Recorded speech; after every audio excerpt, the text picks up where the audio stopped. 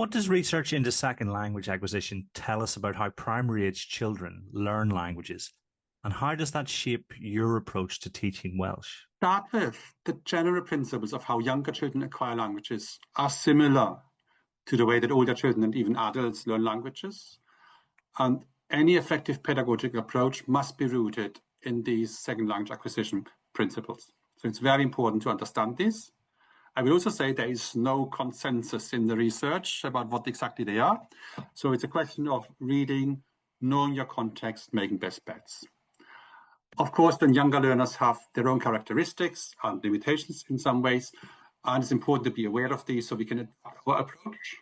For example, encoding knowledge and long-term memory is slower for younger learners, and also while older learners and adults can keep between 4 and 7 new items in the working memory, younger learners can often not hold more than 4. So it's very, very important to adapt the teaching to what the young children are able to do.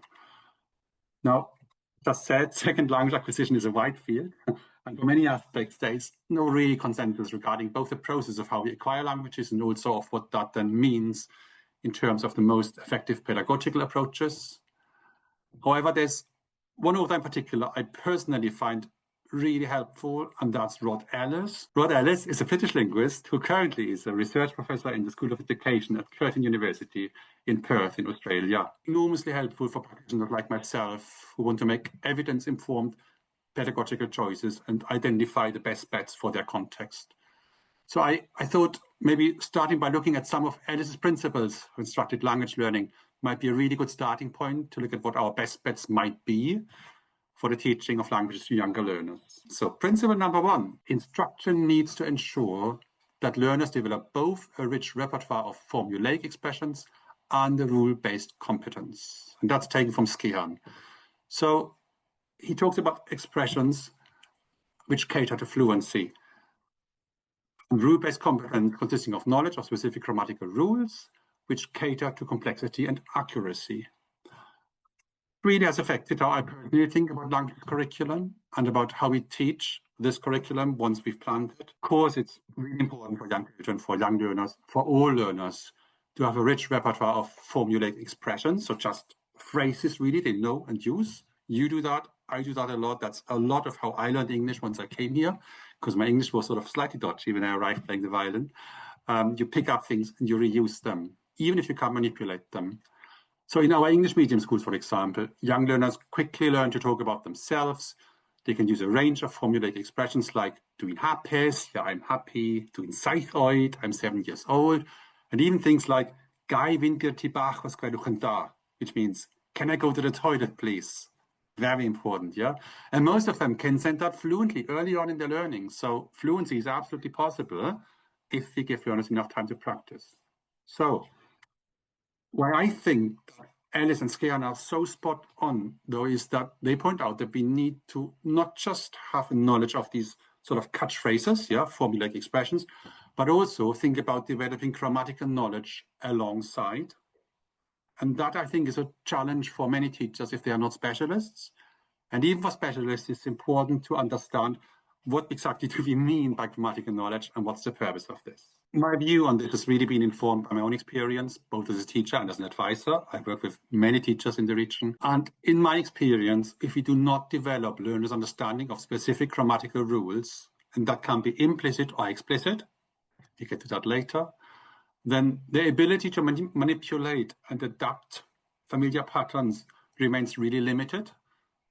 And as a result, the language they know is somewhat disjointed. It's a bit like building up a stockpile of catchphrases, but you can't really adapt them. You can't really use them in different contexts because they don't understand how they are made, what they have to change to say something slightly different with it. So they can't apply them with new vocabulary, for example, or they can't turn a positive sentence, a confirmative sentence, into a negative statement.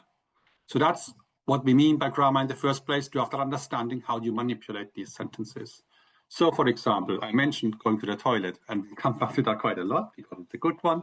So, gai fynd i'r tŷ bach means, can I go to the toilet? If we do not teach the children what that phrase is made of at one point, they will only be able to say this, can I go to the toilet, but not, can I go to play? Can I go to the hall? Can I go home? Because they don't even understand what words do I change to change the meaning of that sentence. So that's why it's so important to go beyond just learning set phrases, but learn to manipulate them. And to do this, we need to build that inherent grammatical knowledge. And that's what Alice is really on about, so we mustn't neglect that. But it's really important we do that in a child-friendly way and in a way that builds on what we know about how grammar is also learned. I'll talk about it a little bit later because Alice comes back to this. But that's the bone of everything, really, I think, to find the right pedagogical approach that allows us to build these really strong foundations in second language learners. It feels like that's particularly important in a language like Welsh, which I'm assuming will have similar grammatical constructs to Irish, things like declension, which aren't immediately obvious unless you are using them regularly and have that experience of them. Is that a fair characterization? So whenever these novice teachers are engaging with the language, it actually gets quite complex grammatically quite quickly. Would that be true? Well, it's not the first language I learned, and personally, I found Welsh grammar logic, but it is, as we say, linguistically more removed from English than, say, French or German. Yeah. So, but the rules are pretty straightforward. There's just many of them. Okay. But the point really is, and we come to this, what we mean by grammatical knowledge is not always the ability to verbalize a rule and to explain it in detail and apply it like a mathematical formula. It's more about knowing what sounds right and having enough of a mental representation of what you're going to say because you've heard it so many times. Like, I know there are probably Irish first language speakers, as there are many Welsh first language speakers, who are not able to explain any grammar to us, and yet they constantly use the right mutations in Welsh, which is quite a challenge for learners, for example. And the challenges you just mentioned in speaking Irish, because they have that implicit knowledge that is very important. More important in some ways than to be able to verbalize the rule. Ellis then goes on to talk about, in the second principle, that instruction needs to ensure that learners focus predominantly on meaning. That's another really important point. I think even more important for younger learners. We can play all the nice language games we want and have loads of fun. If there is not real, meaningful communication involved, does the acquisition really happen? Or do we just learn to play nice games? And I will not allude to any possible language apps that are around in this world, but we need to be aware that the aim is communication. And there is research and there are writers who will say that through communication do we really build up that knowledge and that ability to use the language. He also speaks about developing fluency based on the Kaiser, who speaks a lot about practicing to develop fluency, but also that developing fluency is based on many opportunities to create pragmatic meaning. So the best example is Gái fi'n ti bach, because every child in Wales can say, "Can I go to the toilet, please?" Gái fi'n ti bach os gwelwch yn dda fluently. So because we've used it so many times, every day, every child asks this question. So it's a meaningful situation, and they're able to use this language meaningful in that situation. So it's very important to think about when we plan our curricula and teach, do we give enough opportunities to practice what we teach in a meaningful context where the meaning matters to the children? And that's the most important bit. Does it matter to the children? I once taught a certain language pattern in the context of camping as a very new teacher, and we were excellent talking about camping until I realized that one of 30 children had ever been camping, and all of the others spoke beautifully about something they hadn't really any meaningful relation to. I felt very bad, and I still feel bad about this, because we need to make sure we give children the ability to communicate in contexts that matter to them and where they can reuse the language on an everyday basis. And that leads really to the last point then, where Alice says that engaging learners in activities where they are focused on creating meaning is intrinsically motivating. And that's a really big thing for me. I'm a primary teacher. We do use stickers. I put my hand up. I have used stickers in my past. And we need extrinsic motivation at times, but it's that intrinsic motivation of being able to communicate meaningfully and doing something you couldn't do last year or last month or last week that really helps learners and children to identify themselves as, yes, I can learn Welsh. To be honest, probably with every language, but with Welsh, in our case, if there's one thing I want children to take out of primary into secondary school is the absolute belief in themselves. Yes, I can learn this language. I am a language learner. So that's the most important bit. And this satisfaction comes not from being good at playing games and winning in games and against apps, whatever. It comes from having meaningful, emotional, connected conversations and little exchanges of language with other people in your school, peers and adults alike. Yeah, absolutely. Because I think languages are up there with mathematics in terms of people have this innate sense that you can either do it or you can't. But really, it's just if you want it enough and if you work hard enough and you're motivated enough, then there's no language that's off limits. Even something like Hungarian, which is notoriously difficult for a European language. Yes, so I've heard, yeah. Yeah, so that's a really interesting point. Because we aim to develop bilingualism in our schools, including English medium schools, we aim to teach the Welsh language patterns and the vocabulary that the children can use outside the Welsh as well. And by the way, it's not just the children, it's the teachers as well. I mentioned earlier, not all our teachers have been lucky enough to be able to access all the training I've been able to access, for example. There's much on offer, but not everyone is a specialist. So it's giving teachers and children in some ways the means to teach and learn the language together they can then use throughout the day. For example, asking a learner what they'd like for lunch or what they want to do at playtime, or of course, children asking to go to the toilet. These are language patterns. What do you want to do? What would you like to have? That we teach, but we can teach them in the context of activities where they then can be used. So that's very important to think about this, the context and the vocabulary. So in Principle 3, Alice then talks about that instruction needs to ensure that learners also focus on form. And this is about, among other things, building up grammatical knowledge. And that's the point, I think, where I learned most from Alice and consequently from Franco Conti, who is a language speaker, educator, academic, who's dedicated his life to improving the teaching of international languages.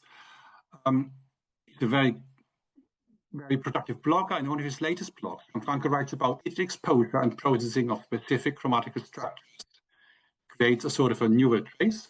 When we repeatedly hear the same structure, it gets embedded, a kind of a mental echo. And learners find it much easier to use a grammatical structure once the ground is prepared this way. And that's really important, because what that means is we need to give loads of input, but not just any language input, not just immersion or exposure, but very targeted input aimed at embedding this grammatical structure that we want them to learn.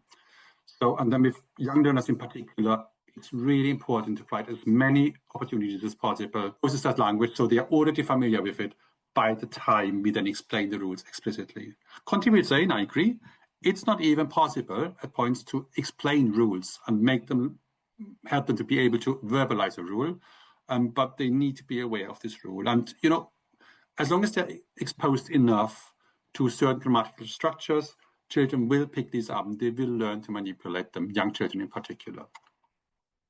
By the way, it's completely possible to speak a language with hardly any declarative grammatical knowledge. Yeah, so we can't verbalize. We just spoke about this. So there are many Welsh first language speakers I know who are perfect with limitations. When I asked them then, so why did you say mein ddiddorol? I thought the word is diddorol, yeah? And how do you know it's mein wych? So it's great, not gwych. They say, oh, I'm not quite sure. It just sounds right. Yeah, they literally say, it just sounds right. So that's because, why does it sound right? Because they've heard it in so many contexts, so often throughout their lives. So we cannot immerse the children in Welsh, but we can focus on key structures and key features, and then have this focused input and give them many opportunities to process these patterns. Alison talks about this. So he talks about instruction needs to be predominantly directed at developing implicit knowledge of the second language while not neglecting explicit knowledge.